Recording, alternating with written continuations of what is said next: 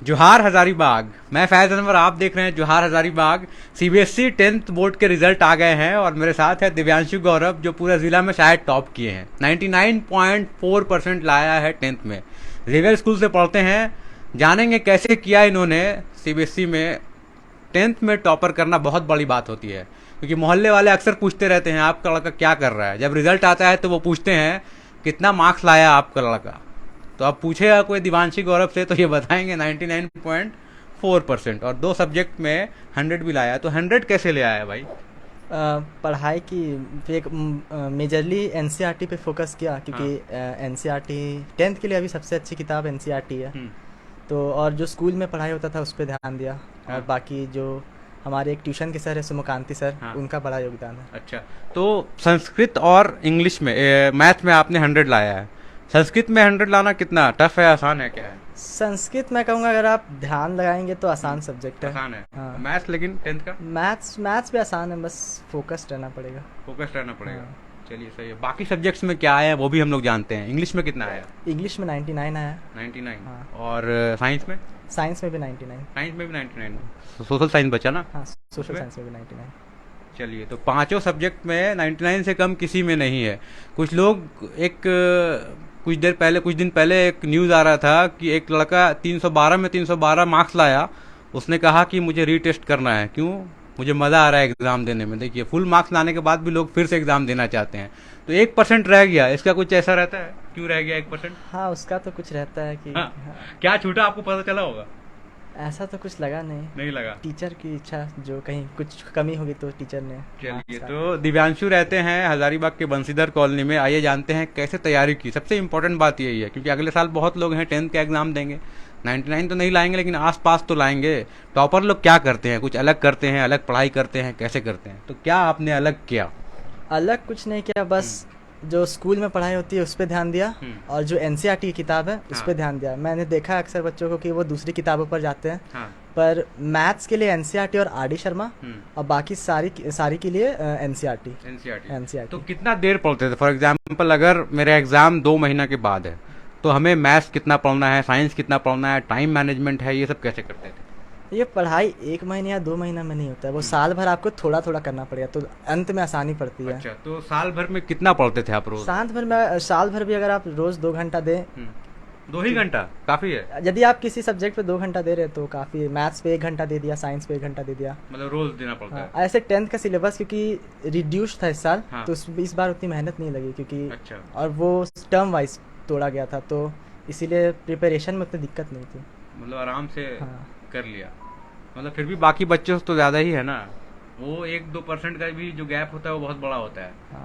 तो क्या strong point रहा आपका पूरा तैयारी में? सबसे स्ट्रॉन्ग पॉइंट क्या था जो आपको लगा कि हाँ, ये पानी की जैसा हमने किया इसको? एक है कि क्लास में ध्यान देना है, और दूसरा रिवीजन बहुत इंपॉर्टेंट है। अच्छा, कितना टाइम देते थे रिवीजन में? फॉर एग्जांपल, अगर कोर्स कंप्लीट हो गया है मेरा, आज कंप्लीट हुआ और 1 महीना के बाद एग्जाम है, तो उसको कितना रिवाइज करते थे? क्या करना पड़ता है?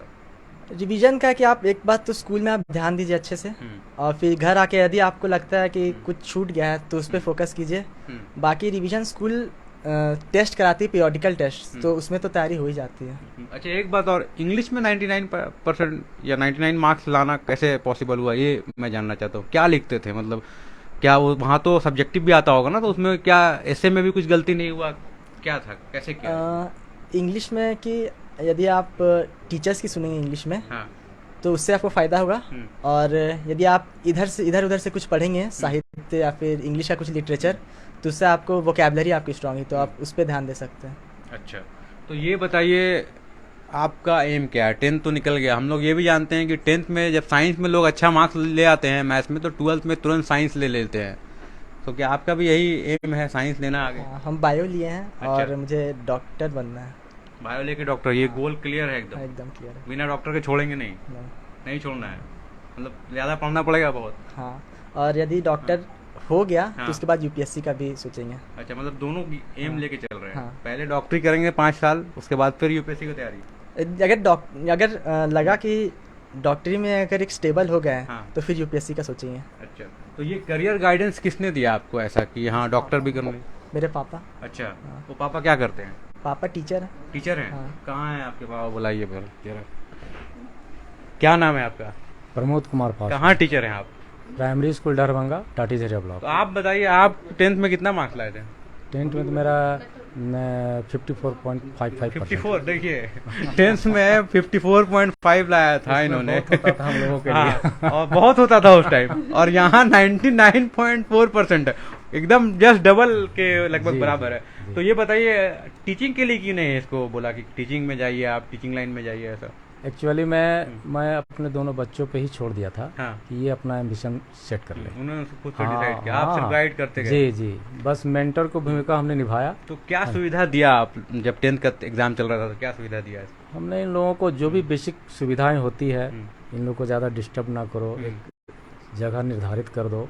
और हम इन लोगों के लिए बचपन से ही, सिर्फ 10th के लिए नहीं, जब से इन लोगों ने पढ़ाई शुरू किया तब हमने खुद, मैं टीचर हूँ, इसलिए हम इन लोगों को पहला बात बोले, पहले तुम लोग अपना रूटीन सेट करो। बिल्कुल, सुबह से लेकर के रात तक, मतलब सोने बचपन से ही समय तक। गाइड करते रहे। हाँ, कि इन लोग का सबसे महत्वपूर्ण होता है किसी भी व्यक्ति को आगे बढ़ाने के लिए उसका रूटीन, और दूसरा अनुशासन, और वही फॉलो कराते और रहे, वही अभी तक। फॉलो कराते रहे हम। आगे भी कराएंगे तो डॉक्टर तो बन ही जाएगा। निश्चित निश्चित। आप बताइए, आप क्या करती हैं? हम हाउस वाइफ हैं। हाउस वाइफ है। आप कितना पढ़ी हैं? हम ग्रेजुएशन किए। ग्रेजुएशन। तो Yes. आपने 10th में कितना लाया था? हम 55%। 55, देखिए 54, 55 कहाँ, 94 पॉइंट, सीधे एकदम आप लोग दोनों को पछाड़ दिया है। बताइए। हाँ, हमारे लिए गर्व की बात है। तो ये आप क्या चाहती हैं, क्या बनेगी? जैसे इसने अपना एम बताया कि मेडिकल करना है, आप जो क्या- बच्चा लोग का इच्छा होता है उसमें भी पेरेंट्स लोग का भी हामी होता है।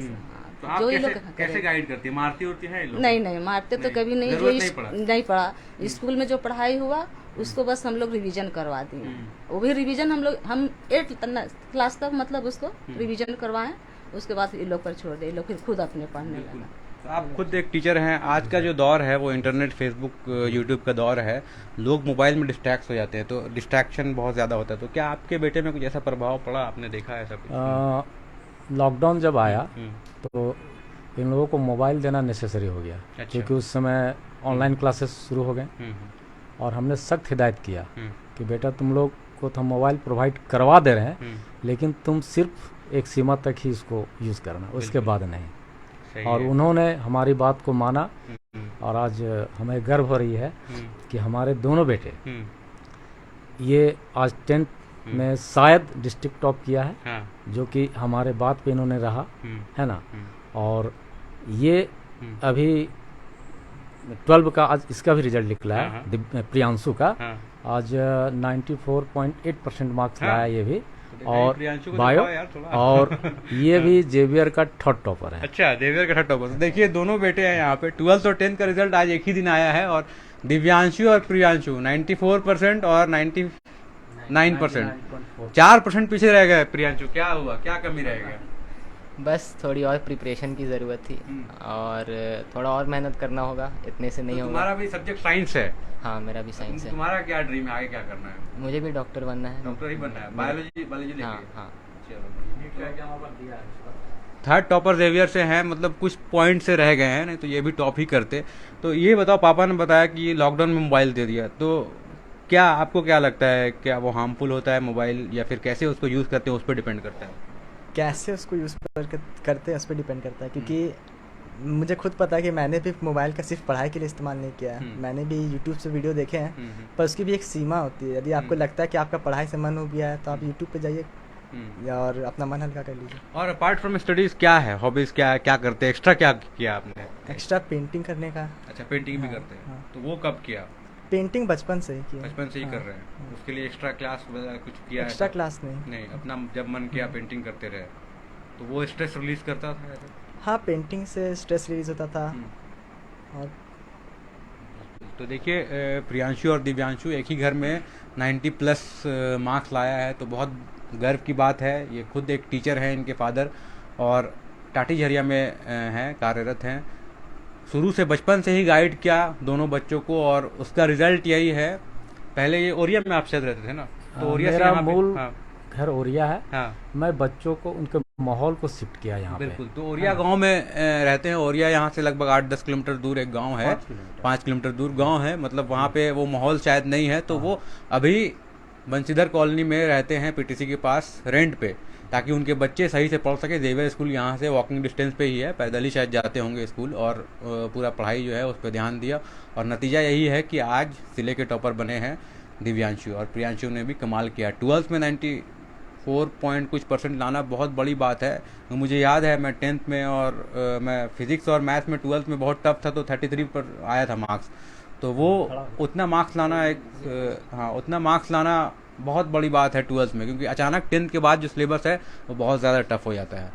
तो हम लोग इसके बाद 12th के टॉपर के पास भी जाएंगे और आपको दिखाएंगे कि हज़ारीबाग ज़िले से 12th का टॉपर कौन है, उससे ही बात करेंगे और जानेंगे। अभी हम लोग बात कर रहे थे हज़ारीबाग ज़िले में 10th के टॉपर शायद यही हैं 99.4% ला के। बहुत बहुत धन्यवाद। मैं फैज़ अनवर, जोहार हज़ारीबाग। Thank you. धन्यवाद। Thank you. Thank you. Thank you.